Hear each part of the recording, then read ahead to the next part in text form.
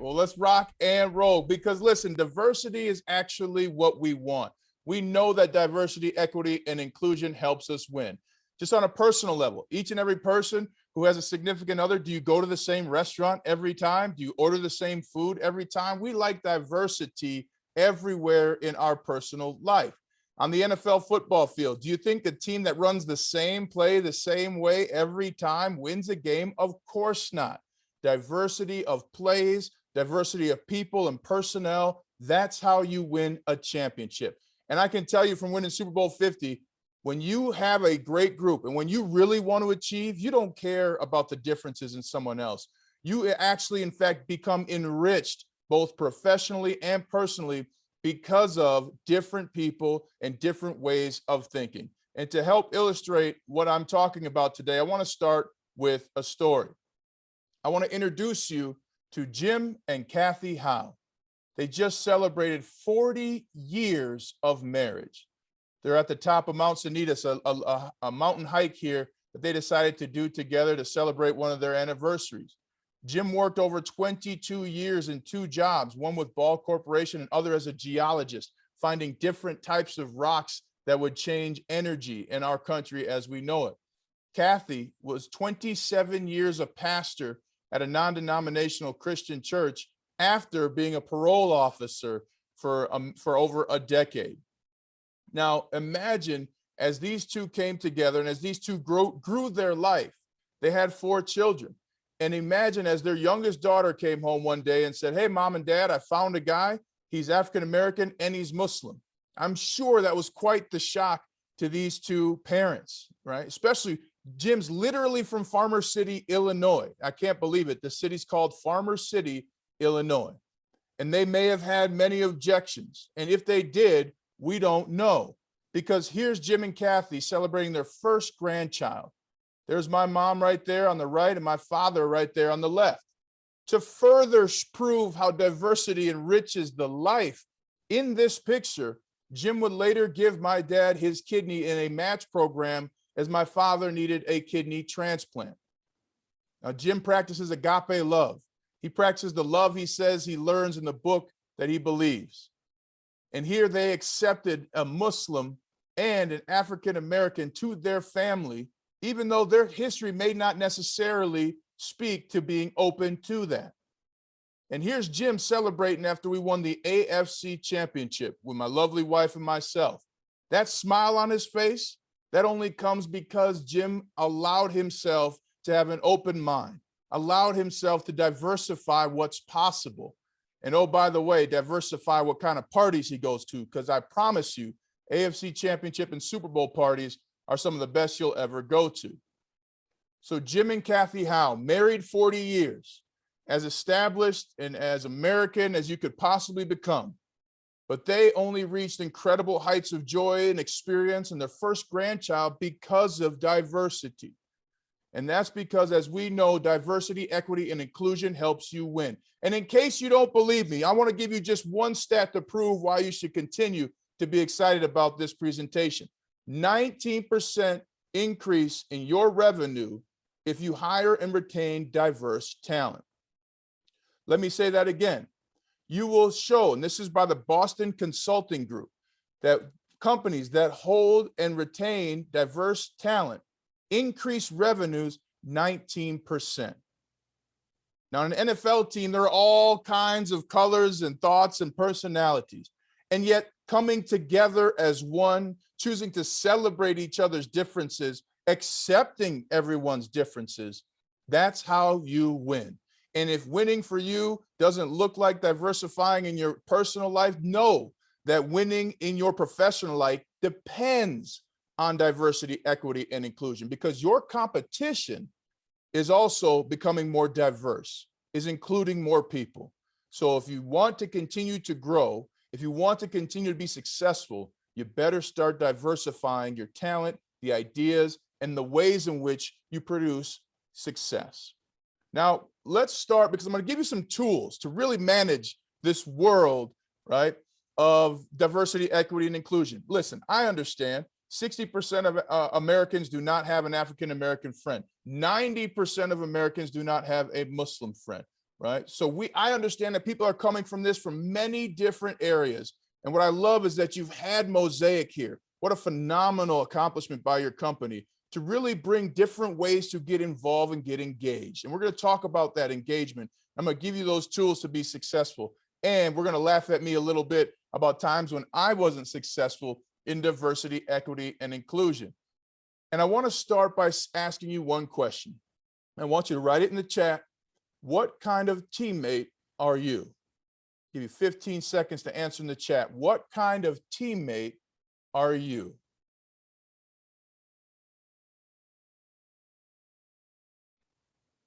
See what we got for some of these answers. Trustworthy, outspoken, supportive, servant leader, listener. Can't wait, Caroline. I'm glad you wrote that. We're going to see if you are. Adaptive. I love that. Collaborative. Yes. Fun. Even better. Come on, Jay. I ain't mentioned I like you already, right? And I love this too from Helen. I'm learning. So I asked you what kind of teammate you are. And because it's very important to remember, for the longest time, our individual success is all that matters. And to reach elite success, you have to be a great teammate.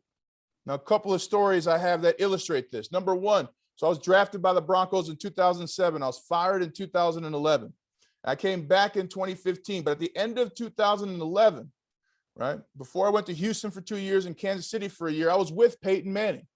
And Peyton that year was a very tough guy to be around. He was a very elite player, no question about that. Arguably the most talented player in the NFL. And if you were not on his level, it created a lot of frustration. Now, fast forward to when we actually won the Super Bowl and I came back, I think the biggest reason why we did is because Peyton changed as a leader.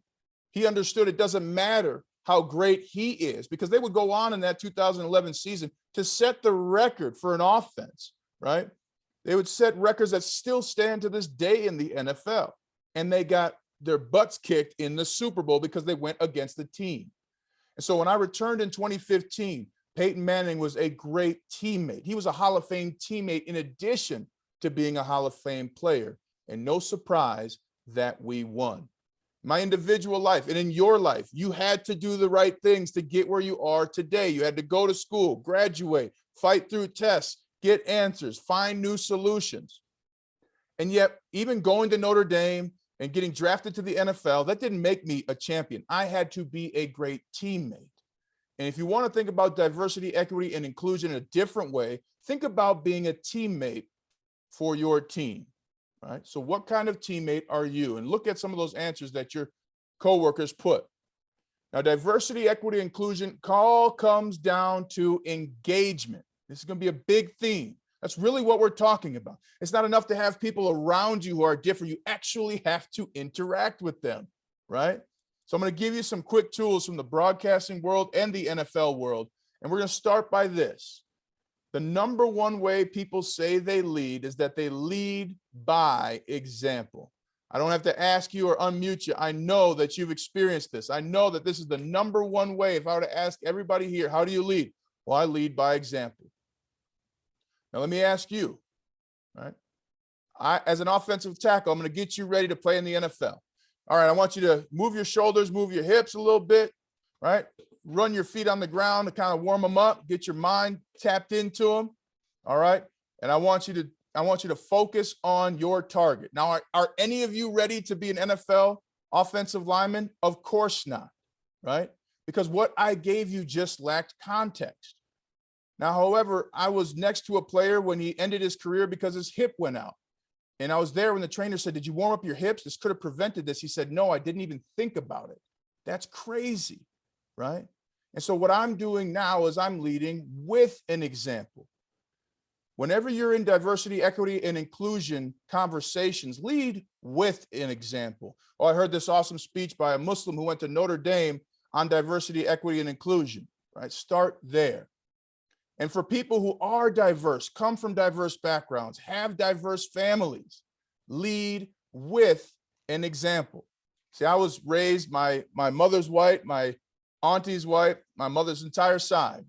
And both of the white women married black men, and my oldest uncle married a first-generation Chinese woman. So I come from a very diverse situation, right? So I always lead with an example. As a Muslim, people say, well, aren't most of you terrorists? Well, you know, there are 1.2 billion Muslims in the world. I haven't done anything, and I've been in the Super Bowl and every stadium in the NFL. Like, at what point do you think this terrorist is going to come out with me, right? Lead with an example. I was recently giving a speech out in Sacramento, and a white gentleman sat next to me at the bar, and I said, hey, sir, how you doing? He goes, I'm great, celebrating retirement. I just retired 30 years after law enforcement, and I just couldn't take any more of the Black Lives Matter, and I couldn't take any more of the mask stuff. Where do you sit on the issue? I said, well, sir, you know, and instead of responding one way or the other, I said, I look at things a little bit differently. See, my father had a kidney transplant, and so for him to see his grandchildren, we had to be super healthy. The doctors from Rochester Mayo called us and told us our father can only visit if we stay as safe as possible. And that's the only way he was able to see his grandkids over 2 years, which affected all of us. So I said to this man, do you believe in family? Because it matters a lot to me. Oh, yeah, family's a great, great value to have. That's excellent. Now, what you do when you lead with as an example is you disarm people and you give them context, right? I've already started this speech with the fact that everyone knows they like diversity in their life, or they're eating the same food every day, right? So when you have an opportunity in a diversity, equity, and inclusion conversation, lead with an example, right?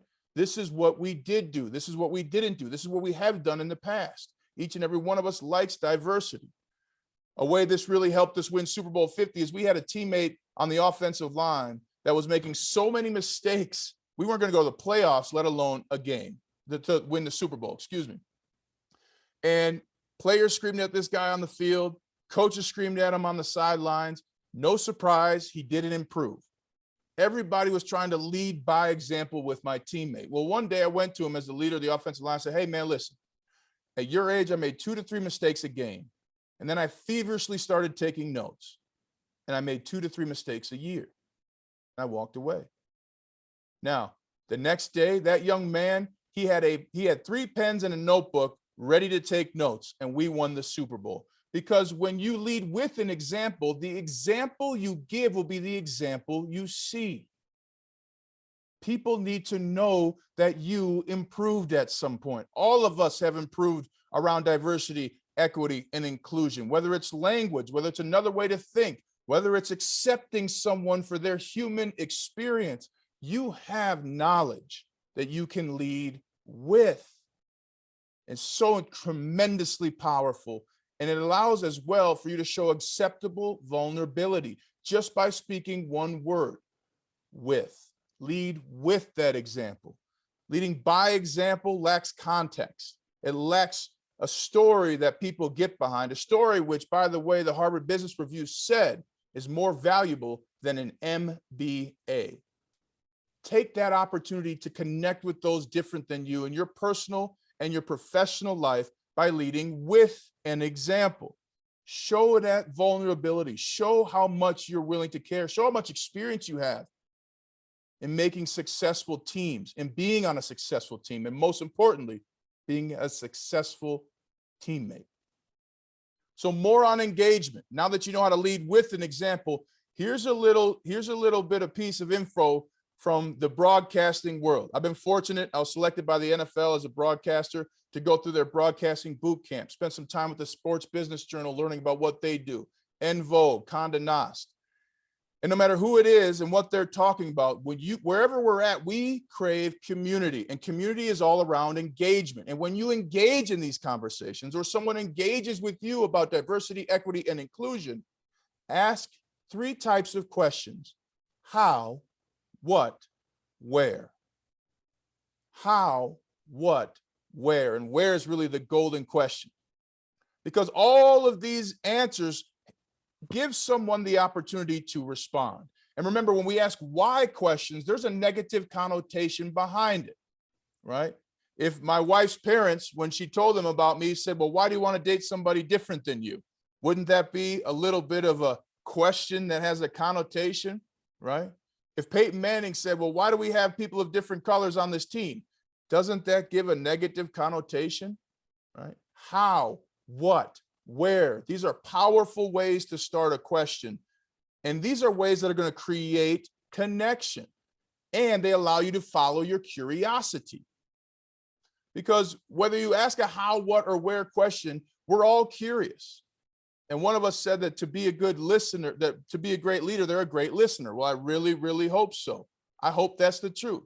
And a great way to listen in diversity, equity, and inclusion conversations is through curiosity.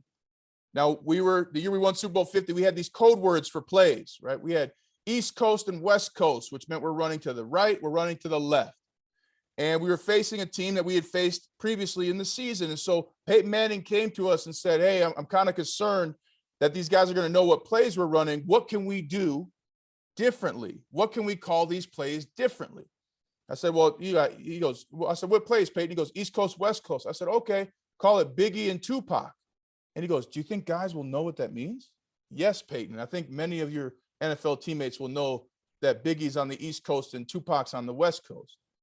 But what I'm talking about is a leader, one of the best at what they do, asking a how or what question to create engagement and allows us to get ownership of the success.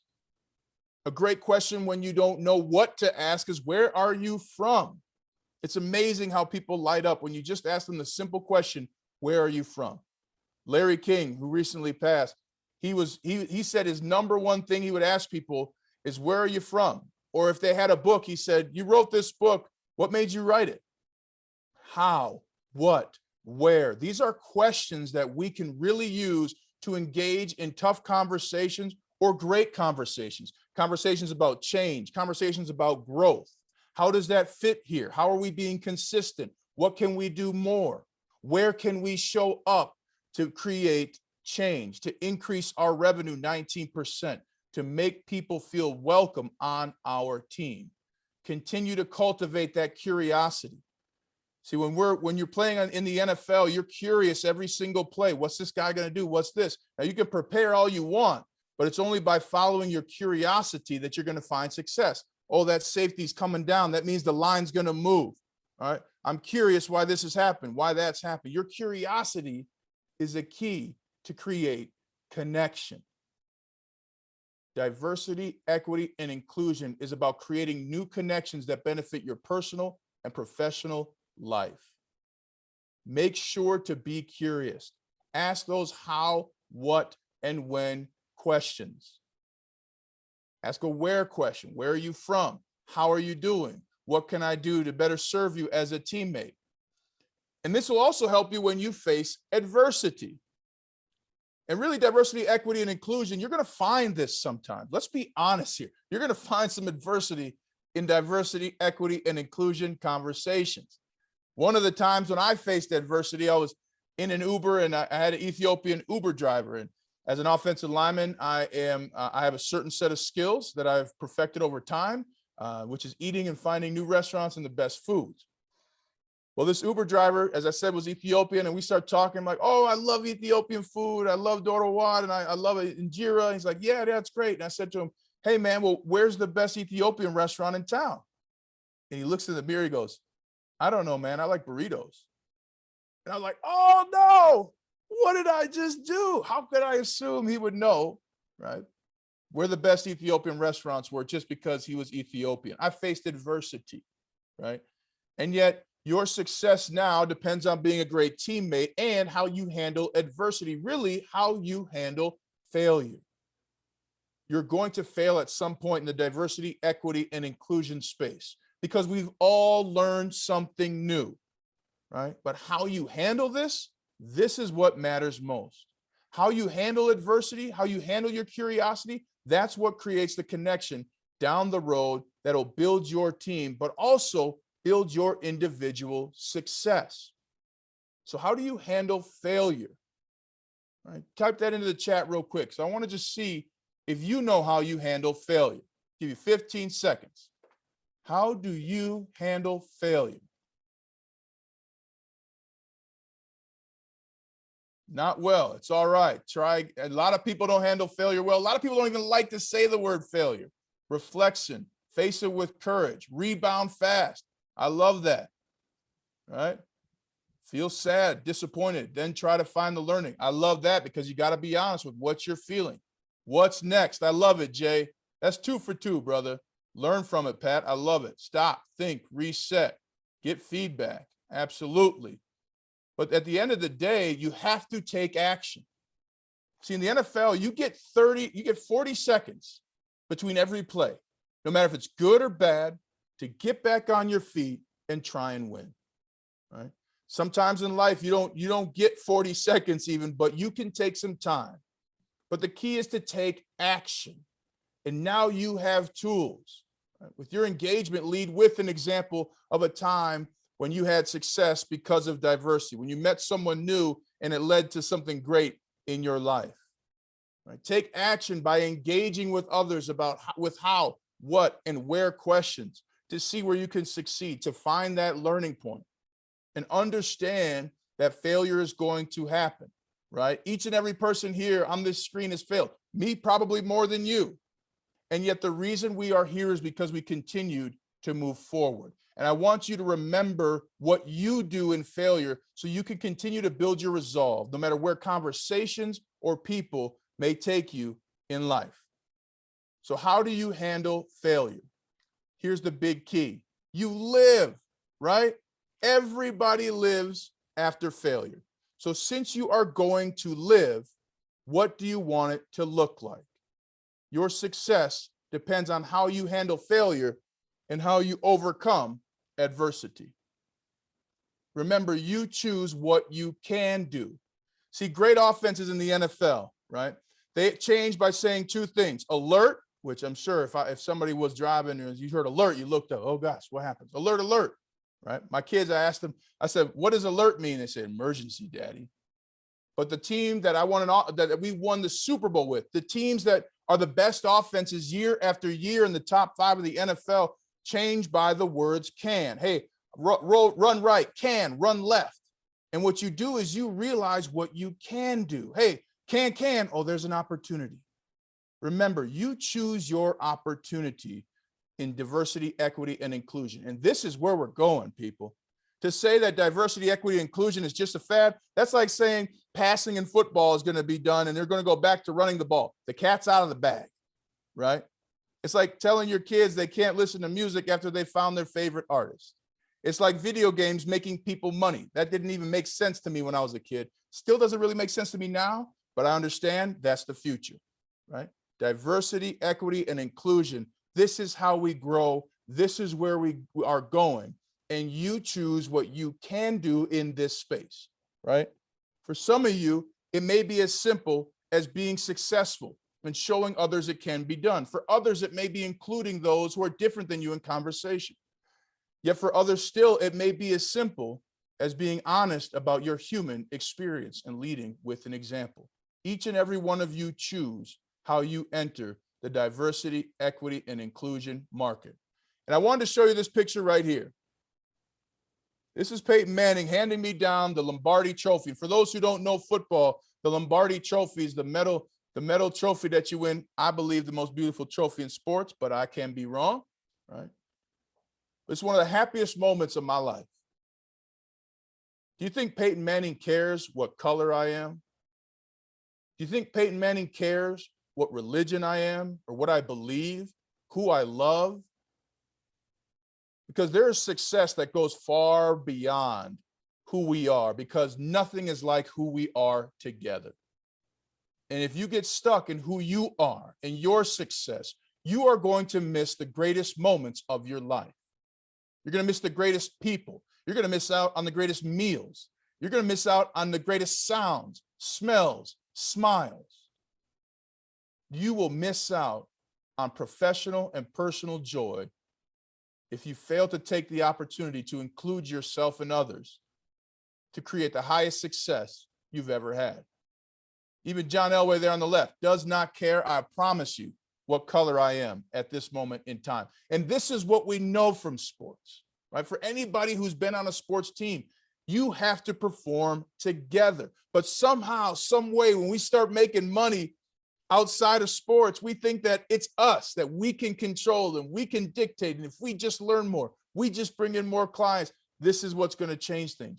I beg to differ.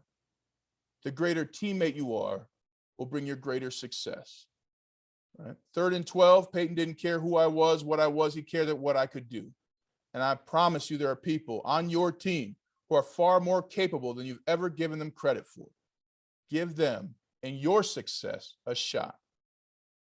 Now, I want to give you one secret too, to make sure you have fun everywhere you go with diversity, equity, and inclusion, because this can be fun, right? I told you about Jim Howe. Promise you, they had a lot of fun.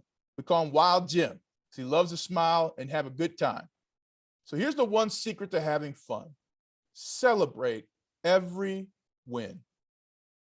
See, in the NFL, after every game you win, they have game balls, right? They acknowledge someone's effort. They acknowledge someone's growth. What do you do to celebrate with your team? What do you do to celebrate great achievements? What do you do to celebrate someone's effort? I want to see it in the chat. So take 15 seconds. We'll write in the chat what you do to celebrate your teammates.